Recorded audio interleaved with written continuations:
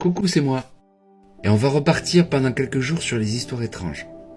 Comme c'est bientôt la période de Noël, on va essayer de raconter quelques-unes qui ont un rapport avec Noël. Ça sera des histoires un peu plus jolies que d'habitude, qui font un peu moins peur, mais qui seront toujours assez étranges. Est-ce que t'es prêt? Allez, on y va.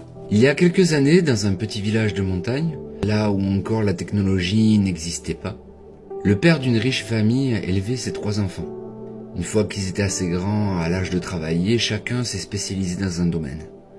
Le premier est parti dans la boulangerie, car il aimait l'odeur du pain, du levain et de la farine. L'autre s'est spécialisé dans la boucherie. Et le troisième avait la fibre un peu plus financière, on va dire, et devient banquier. Ce village, qui était peuplé de beaucoup de travailleurs de la mine, n'était pas un village de riches. Les gens peinaient à chaque fois à finir leur fin de mois et très peu de personnes mangeaient à leur faim. Tous les habitants connaissaient cette famille et leurs 3 enfants, le seul boucher et le seul boulanger du village, qui essayaient toujours de descendre un peu les prix pour aider les gens, et le redoutait le banquier, qui était un homme dur et froid, et à chaque fois qu'il passait dans la rue, il ne regardait personne, juste devant lui, et n'hésitait pas parfois à laisser passer des messages, pour dire que telle ou telle personne avait besoin de venir pour rembourser son prêt. Une année, la mine a dû fermer. Un accident, un éboulement, et même les denrées qu'elle procurait étaient tellement rares que le maire a décidé de fermer la mine. Et avec ça, plusieurs centaines de personnes se sont retrouvées sans emploi. Les fins de mois qui étaient dures étaient devenues presque impossibles à gérer. La misère et la famine commençaient à s'étendre dans la ville, jusqu'au jour où, devant leur porte, les habitants, tous les matins, découvraient un petit panier, avec à l'intérieur, enrobé dans du linge, une boule de pain et une pièce de viande. Tous sans exception. Tous les habitants étaient reconnaissants et ils savaient que la riche famille pouvait être là pour les aider. Même si le travail se faisait difficile, tous les jours, devant leur porte, ils avaient leur panier, avec une boule de pain et une pièce de viande. Et ce fut comme ça pendant des années et des années. À tel point que même les gens ne comprenaient pas pourquoi le boulanger et son frère le charcutier tenaient toujours leur magasin alors qu'ils donnaient leurs produits. Le banquier passait dans la ville et regardait tous les gens. Il passait devant le magasin de ses frères et savait que personne ne venait à l'intérieur. Les gens le regardaient aussi d'une façon vraiment hautaine et dégoûtée. Ils comprenaient pas comment les 2 frères pouvaient aider les gens et lui non. Lui continuait à réclamer de l'argent. La seule personne avec qui il parlait, c'était un petit scieur de chaussures.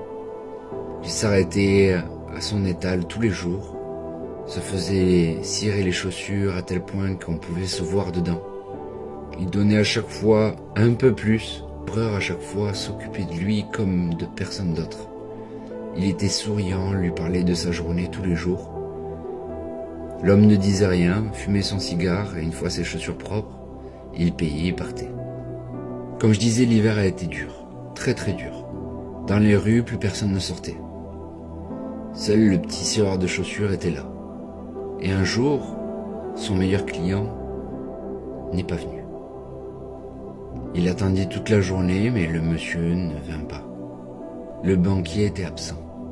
Et le lendemain, devant toutes les portes de tous les habitants du village, le panier manquait. Un oubli, se disaient les gens, mais non, le lendemain, il n'y avait pas de panier non plus. C'est là que le petit scieur de chaussures a compris. Il s'est dirigé vers la maison du banquier, a tapé à la porte et a appris la nouvelle. Le banquier est décédé. Le banquier avait laissé un testament, que toute sa fortune reviendrait à ce petit scieur de chaussures, la seule personne qui a été gentille avec lui, après ce qu'il avait fait à tout le monde. Car oui, il a pris la vérité. Le panier que tout le monde recevait, c'était lui. Lui qui payait avec son argent propre à tous les gens du village. Il achetait le pain et la pièce de viande à ses frères et les distribuait à tous les habitants du village, qui continuaient à le regarder, à le craindre.